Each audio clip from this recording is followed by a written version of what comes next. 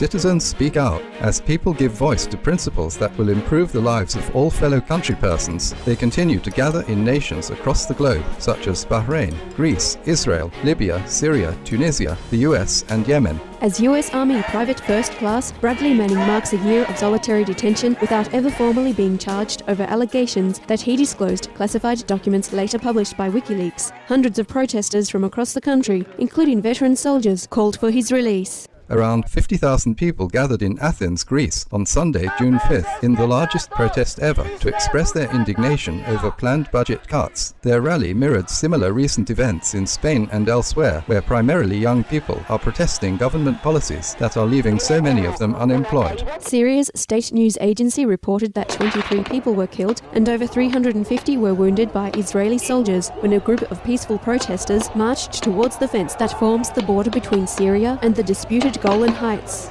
Bahraini police fired tear gas, rubber bullets, sound grenades and birdshot on Sunday to disperse marches through various villages that were part of a centuries-old religious festival. In Yemen, as President Ali Abdullah Saleh was confirmed to have arrived in Saudi Arabia for treatment of injuries sustained after an attack on the presidential palace. His departure was celebrated in the streets Sunday by thousands of citizens in the capital Sana'a, joined by tens of thousands in the city of Taiz. Meanwhile, acting head of state, Vice President Abdul Rabu Mansour Hadi ordered all military and security activities to cease in and around Sana'a, while calling on tribal groups to formally commit to a ceasefire mediated in Saudi Arabia. Libyan refugee Ms. Iman al-Obeidi, who had accused government security forces of sexual assault, was brought out of Libya for a second time with her father and arrived in Romania with the help of US and European officials concerned for her safety. In Syria, the number of civilians killed by security forces since Saturday in the town of Jisr al-Shugur alone rose to at least 35 when the Syrian government shut down the internet in parts of the country on Friday. US Secretary of State Hillary Clinton stated that attempts to silence the voice of people would not work, as she also spoke out against the repression of protesters' rights.